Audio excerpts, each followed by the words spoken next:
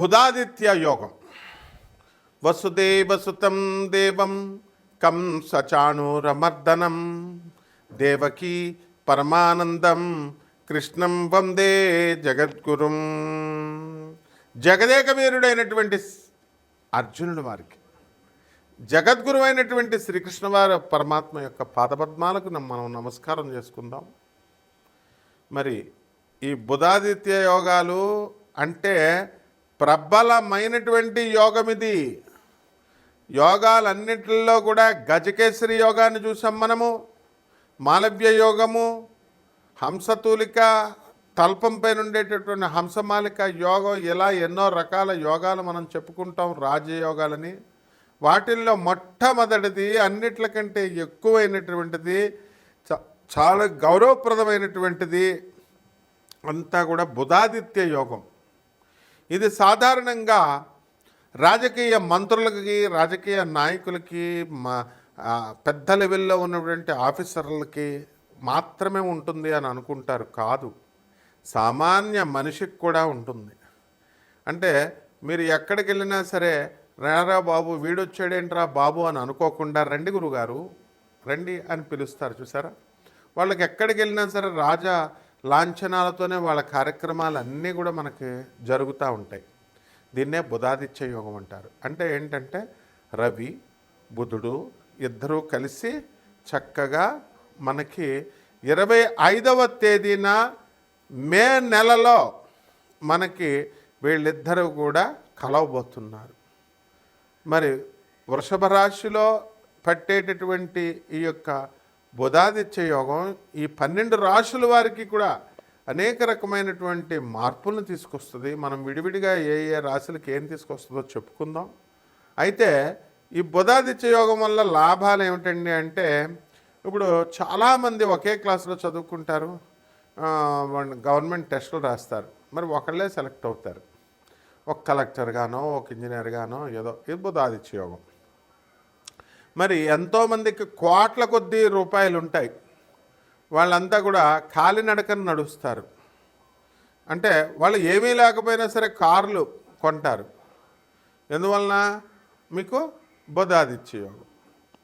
ఇప్పుడు మన చుట్టుపక్కలే ఉన్నటువంటి ప్రపంచ ప్రఖ్యాత జ్యోతిష్కులు ఉన్నారు. గురునాథ్ శర్మ గారు, మా వేణు అంటే వేణుస్వామి కాదండి, మామూలు వేణు.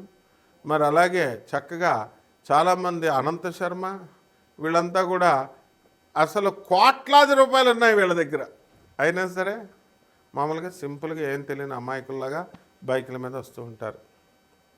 మరి ఎందువలన అంటే, అందువలన బుధాదిత్య యోగాలు ఉన్నాయి వారికి.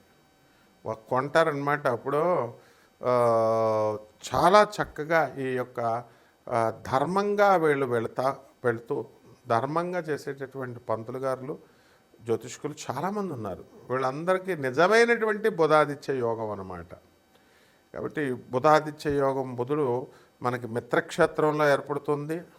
అదేవిధంగా ఈ యొక్క రాశి ఫలాలని మనం, ఈ యొక్క నక్షత్రాలని, రాశులన్నీ కూడా ఏ ఏ రాశుల్లో ఏ గ్రహాలు ఉన్నాయో మనం ఒకసారి చూసినట్లయితే, మే 29వ తేదీన అంటే మే 18 అని కొంతమంది అంటున్నారు, మే 18న రాహువు మీనరాశి నుంచి చక్కగా కుంభరాశిలోకి వచ్చేయడం, ఆ శని మీనరాశిలోనే ఉండిపోవడం, అలాగే ఆ శుక్రుడు మీనరాశిలోనే ఉండడము, ఆ కేతువు కన్య నుంచి సింహరాశిలోకి వెళ్ళడము, ఇలా మనం కనుక చూసుకున్నట్లయితే చక్కగా మనకి గురుడు వృషభ రాశి నుంచి మిథున రాశిలోకి మే 14న రావడం, ఇలా అన్నీ కూడా జరుగుతూ ఉంటాయన్నమాట. మరి చంద్రబాబు నాయుడికే ఆస్థాన సిద్ధాంతి, టీడీపీలో మరి ఆస్థానం చేసినటువంటి, పంచాంగ శ్రవణం చేసినటువంటి మా నాయకంటి మల్లికార్జున శర్మ గారు, మరి కాలేజీలనే ఒక ఊపేసి వారానికి 2 వీడియోలు చొప్పున మొత్తం 8 వీడియోలు దడ్డలాడిస్తున్నటువంటి లేడీ లెజెండరీ మరి మా హరిరఘుప్రియ మేడం గారు, వీళ్ళంతా బుధాదిత్య యోగాలన్నే పుట్టారు. అందరూ కూడా అసలు మామూలుగా యోగం అంటే వాళ్ళ కాళ్ళ దగ్గరికి వచ్చేస్తాయి అన్నీ కూడా. అందువలన ఏది కోరుకుంటే అది ఎగ్జాంపుల్స్ కింద మీకు ఎందుకు చెప్తున్నానంటే అందరూ మీకు తెలిసిన వాళ్ళని. ఇప్పుడు బయట బోళ్ళు అంతమంది ఉంటారు. ఇప్పుడు ఒక మోడీ గారు ఉన్నారండి, బుధాదిత్యం. తర్వాత చంద్రబాబు నాయుడు గారు ఉన్నారు, బుధాదిత్యం. కార్లు కొనుక్కుంటున్న ప్రతి ఒక్కళ్ళు బుధాదిత్యోగమేనండి. మరి అలాగే బిల్డింగ్లు ఉన్నాయి, ఇళ్ళు, డబ్బులు లేకుండానే ఇళ్ళు ప్రజెంటేషన్స్ మీద ప్రజెంటేషన్స్ వచ్చిన వాళ్ళందరికీ కూడా బుధాదిత్యోగమే. మరి ఎంతమంది ఏడ్చినా, ఎంతమంది ఏం చేసుకున్నా, మా వేణుస్వామి రాయల్స్ కార్లో నేను వస్తున్నాను, నాకు ఫామ్ హౌస్ ఉంది అని మళ్ళీ చెప్తున్నారని పొద్దున్న ఒక ఆయన రైల్వేలో వచ్చిన ఆయన నాకు చెప్తున్నాడు, లోకో పైలట్. అవును, మరి అది బుధాదిత్యోగమే.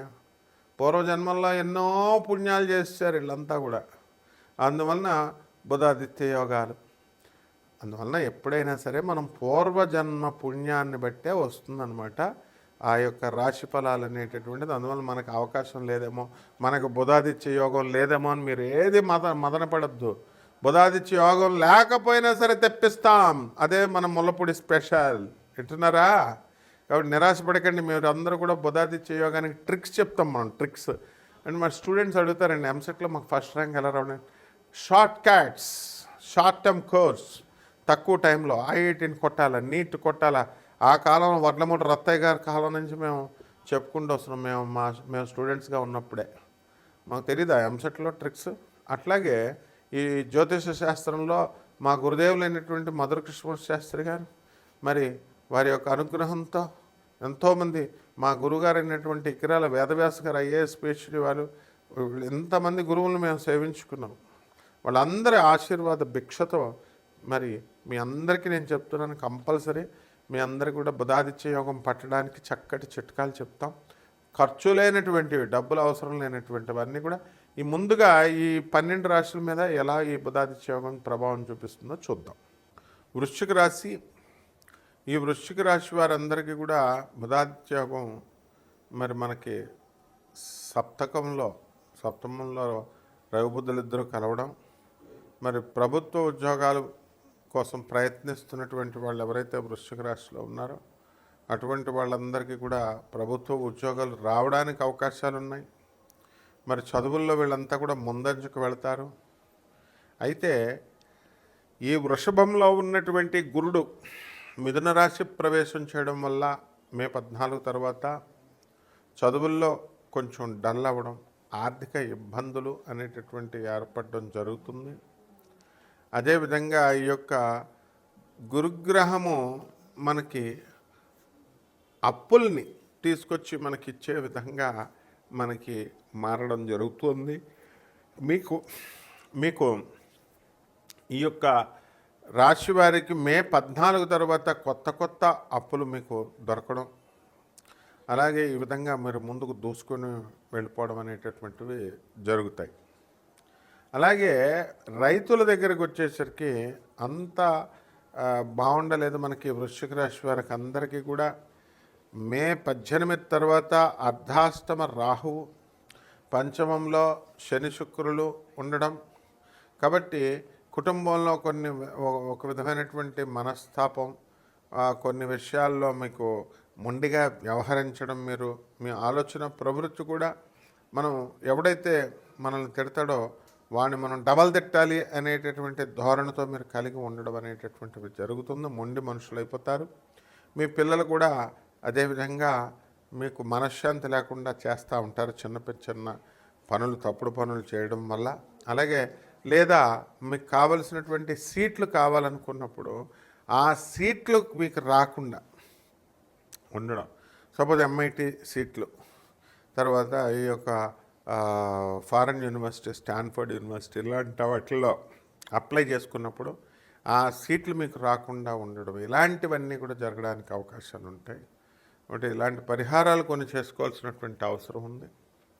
శరభకాళేశ్వరుడి యొక్క ఉపాసన మంత్రదీక్ష మీరు చేసుకోవాల్సినటువంటి అవసరం ఉంది. ప్రత్యంగిర హోమాన్ని మీ ఇళ్లలో చేసుకోవాల్సినటువంటి అవసరం ఉంది. అదేవిధంగా ఈ యొక్క వృశ్చిక రాశి వారికి ముఖ్యంగా రాహు జపం, రాహు స్తోత్రాలు చదువుకోవాలి. రాహుకి కిలోంపావు మినుములను ఆవుపేట రంగు ఉన్నటువంటి వస్త్రాన్ని ఇచ్చి పేద బ్రాహ్మణులకి శనివారం నాడు ఉదయం 8 గంటలకి దానం చేసుకోండి. దశమహావిద్యల్లో ఒకటైనటువంటి బగళాముఖి అమ్మవారి ఒక్క హోమాన్ని కూడా చేసుకున్నా కూడా బాగుంటుంది. లేదా సింపుల్గా ప్రత్యంగిర హోమాన్ని మీరు జరిపించుకోండి. అన్నదానం ఒక 20 మందికో 21 మందికి మీరు జాగ్రత్తగా చేసుకోండి. గురుచరిత్ర పారాయణ చేయండి. గురుదేవుడైనటువంటి దత్తాత్రేయ స్వామి వారికి శనగల దండను వేయండి. ఈ విధంగా చేసుకున్నట్లయితే బ్రహ్మాండంగా ఉంటుంది. శుభమస్తు.